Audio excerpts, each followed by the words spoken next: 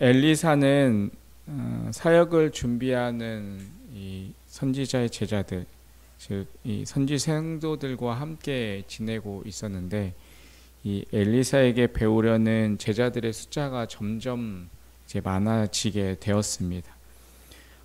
왕을 비롯하여서 온 나라가 우상 숭배를 하고 있었던 그때에 오히려 또 하나님의 말씀을 듣고 또 선지자를 따르려고 했던 제자들이 점점 많아졌다라고 하는 것은 굉장한 축복이지만 또한 동시에 갑자기 불어난 그 숫자 때문에 문제가 발생하게 됩니다. 그것은 바로 함께 거할 장소가 부족하다라는 것입니다. 가난한 그들에게는 당장 새로운 장소로 이전하거나 새 건물을 지을 돈이 없었습니다. 하지만 고맙게도 이 제자들은 이 문제를 해결하기 위해서 스스로 발을 벗고 나섭니다. 오늘 2절의 말씀을 다시 한번 보시면, 우리가 요단으로 가서 거기 각각 한 제목을 가져다가 그곳에 우리가 거주할 처소를 세우리이다 하니 엘리사가 이르되 가라 하는지라.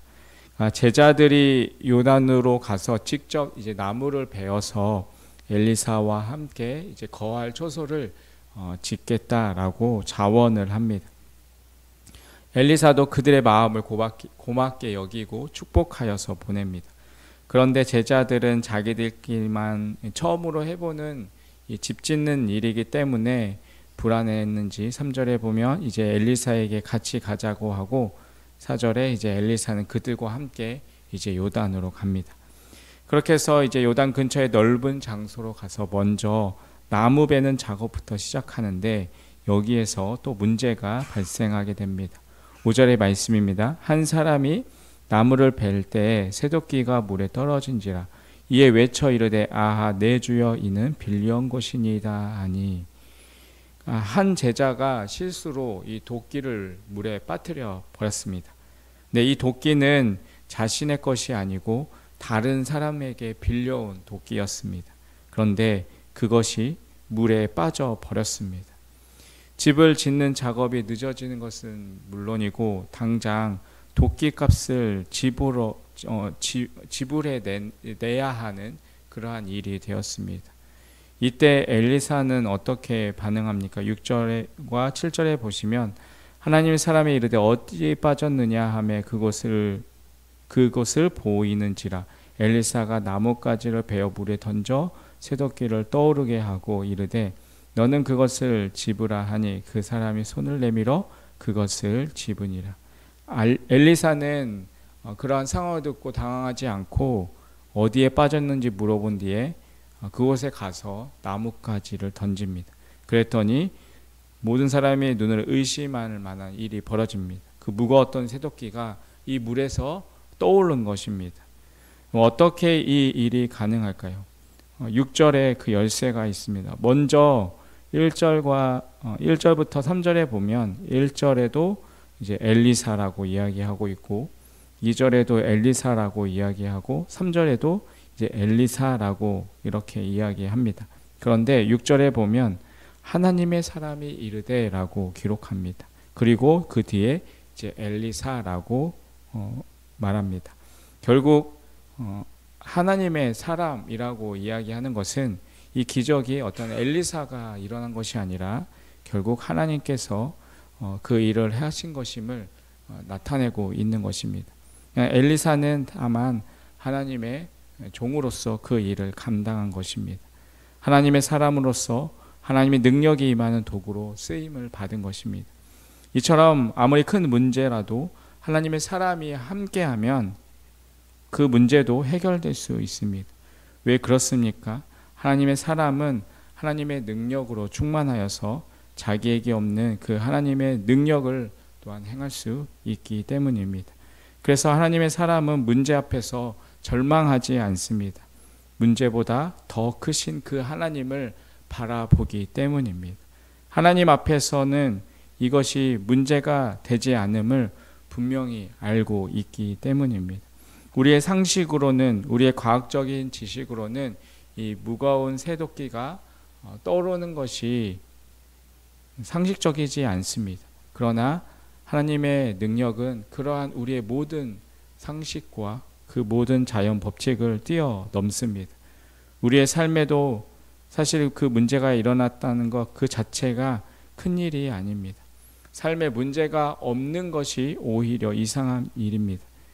인생은 문제의 연속으로 되어 있습니다. 한 가지 문제가 해결되면 또 다른 문제가 찾아오는 것이 우리 인생의 삶입니다.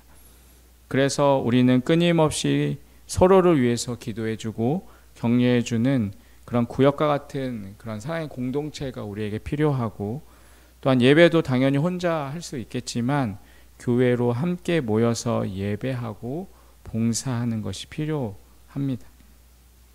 문제가 일어난 것이 큰일이 아닙니다. 내 옆에 하나님의 사람이 없다라는 것이 큰일입니다. 나를 위해서 기도해 주는 사람, 나를 위해서 이 하나님의 능력을 행할 수 있는 그러한 하나님의 사람이 없다는 게 진짜 문제입니다. 그래서 우리는 신앙생활이라는 것은 혼자 할 수가 없습니다. 신앙생활은 공동체로 함께 하게 되어 있습니다. 그래서 하나님이 우리에게 공동체를 허락해 주셨습니다. 그리고 우리에게 이 교회를 허락해 주셨습니다. 왜 그렇게 하셨습니까? 서로가 서로에게 하나님의 사람이 되어 주라는 것입니다. 우리는 누구나 연약하기 때문에 잘 하다가도 우리는 순간 넘어질 수 있습니다. 내가 넘어지면 옆에 있는 그 하나님의 사람이 나를 끌어주고, 그 사람이 잘하다가 넘어지면 또 내가 끌어주어야 하는 것입니다. 하나님은 하나님의 사람을 통하여서 이 새도끼가 물에 떠오르는 그 불가능한 일을 보여주셨습니다. 지금도 그러한 일을 이루십니다. 하나님은 하나님의 사람을 통하여서 죽은 사람이 살아나게 하는 능력을 보여주십니다. 하나님은 하나님의 사람을 통하여서 절망을 소망으로 바꾸어 주시고, 내가 잃어버리고 슬퍼하는 그 소중한 것이 회복되게 하여 주시고, 지금 이 순간 나를 가장 짓누르고 있는 현재의 문제가 해결되어서 떠오르게 해 주십니다. 여러분, 내 주변에는 하나님의 그 사람이 있으십니까? 다른 사람에게서 찾을 것이 아니라 사실은 나 자신부터가 하나님의 사람이 되어야 합니다. 내 옆에 하나님의 사람이 있다, 내가 이렇게 좋은 데 있다는 것에 만족하는 것이 아니라 나 자신이 하나님의 사람이 되어서 하나님의 능력이 내가 속해 있는 그 공동체 가운데 임하는 도구가 된다면, 여러분, 그것이 더 멋진 인생의 삶이 될 것입니다. 여러분, 다른 사람들이 나를 부를 때 이 사람은 정말 하나님의 사람이다라고 그렇게 말할 수 있겠습니까? 여러분, 나 스스로 나 자신을 평가할 때 여러분, 우리는 그렇게 평가할 수 있겠습니까? 모든 사람이 나를 볼 때 저분은 하나님의 사람이야 라고 부를 수 있는 그런 우리의 삶이 되시기를 주님의 이름으로 축원드립니다. 이제 하나님의 사람 엘리사를 통하여서 이스라엘을 대적으로부터 지키시는 이제 하나님의 역사를 이제 보게 됩니다. 이스라엘의 라이벌이었던 아람은 수시로 이스라엘을 공격했습니다. 아람 왕은 참모들과 이제 극비리의 회의를 열고 군대를 보내서 먼저 군사적 요충지를 선점하고 이스라엘의 허를 찌르려고 했습니다. 그런데 그때마다 엘리사가 이 이스라엘의 왕에게 이야기를 해서 결국에는 이 아람의 계획이 실패하게 됩니다. 9절과 10절의 말씀입니다. 하나님의 사람이 이스라엘 왕에게 보내 이르되 왕은 삼가 아무 곳으로 지나지 마소서, 아람 사람이 그곳으로 나오니이다 하는지라. 이스라엘 왕이 하나님의 사람이 자기에게 말하여 경계한 곳으로 사람을 보내 방비하기가 한두 번이 아닌지라. 여기에도 보면 엘리사라고 나오지 않고 하나님의 사람이라고 나옵니다. 그러니까 하나님의 능력으로 계속해서 이제 하나님의 능력으로 이제 이 엘리사를 통해서 이제 계속해서 역사하고 계시는 것을 보게 됩니다. 아람과 핵심 참모 몇 사람만이 비밀리에 의논을 하였지만 의논해서 이제 재빠르게 군대를 움직였음에도 불구하고 항상 이스라엘 군대가 그것을 알아내고 먼저 그 자리에 진을 치고 대비하고 있었던 것입니다. 그렇기 때문에 이 아람 왕은 정말로 기가 찰 노릇이었습니다. 처음에는 우연의 일치라고 생각했지만 10절에 보면 그런 일이 한두 번이 아니라 라고 기록하고 있습니다. 그러한 마음 가운데 11절의 말씀을 보면 이러므로 아람 왕의 마음이 불안하여 그 신복들을 불러 이르되 우리 중에 누가 이스라엘 왕과 내통하는 것을 내게 말하지 아니하느냐 하니, 그러니까 계속해서 이 일들이 반복되니까 아람 왕은 불안하기 시작했습니다. 그리고 화가 나고 답답하고 힘들었습니다.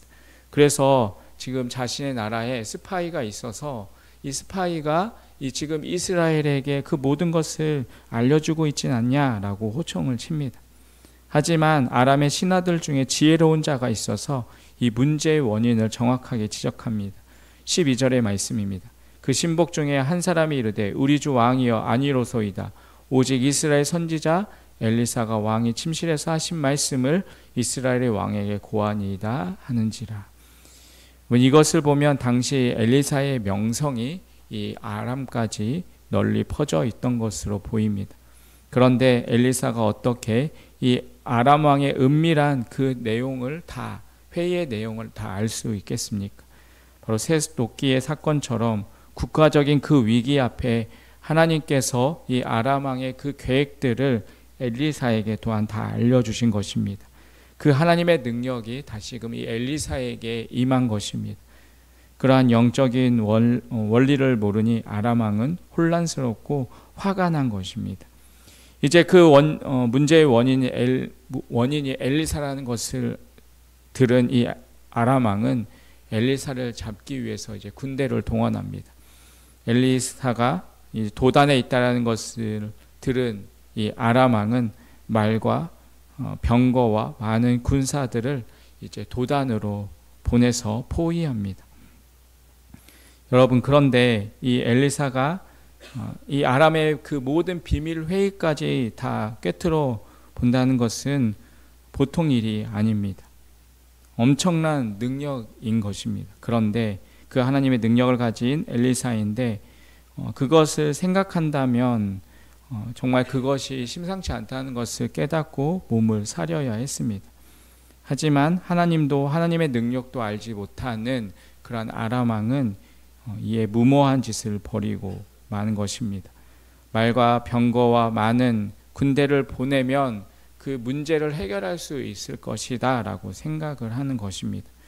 결국 이후의 말씀에 보면 하나님의 보호하심 가운데 아람 왕은 크게 패하게 됩니다. 하나님은 잃어버린 도끼 하나까지도 찾게 해주시는 그러한 하나님이십니다. 그러니까 우리는 우리의 사소한 문제 하나하나까지도 하나님은 관심을 가지시고 도와주심을 기억하시길 바랍니다. 동시에 아람의 군대가 또 쳐들어오는 이 엄청난 큰 문제도 하나님이 해결해 주십니다. 중요한 것은 작은 문제이든 또한 큰 문제이든 모든 문제에서 영적인 분별력을 가지고 그 상황을 바라보아야 하는 것입니다. 지금 현실에서 벌어지고 있는 일이 너무 큰 일이기 때문에 압도될 필요 없고 또 일이 잘 풀린다고 해서 우리는 자만하지도 말아야 합니다. 우리의 영적인 눈을 떠서 문제보다 크신 주님을 신뢰하면서 그분의 영광이 지금 이곳에 임하고 있음을 볼 수 있어야 합니다. 그러한 영적인 분별력을 가지고 살아갈 때 우리에게 어떠한 상황이 다가온다 할지라도 우리는 흔들리지 않고 그 믿음으로 살아갈 수 있는 것입니다.